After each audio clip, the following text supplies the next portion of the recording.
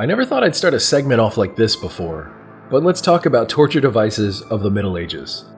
Specifically, I want to talk about the Iron Maiden.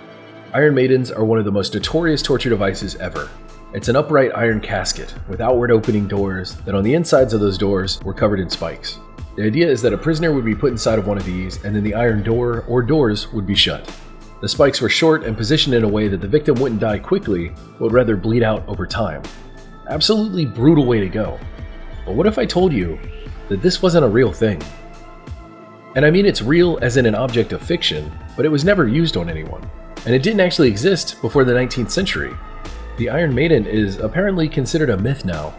These contraptions apparently started popping up in historical museums, and that alone was enough to propagate this concept that they were real. Does that sound right to you? Apparently most torture in the Middle Ages was just being bound with rope.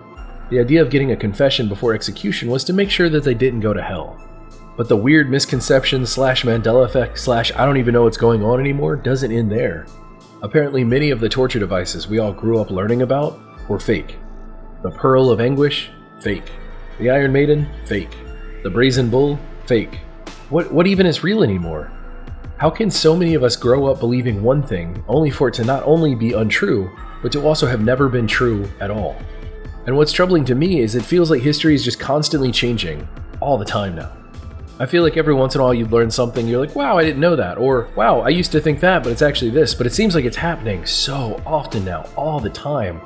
So what did you learn growing up about these things? And does what you remember learning match this seemingly new reality? Let me know.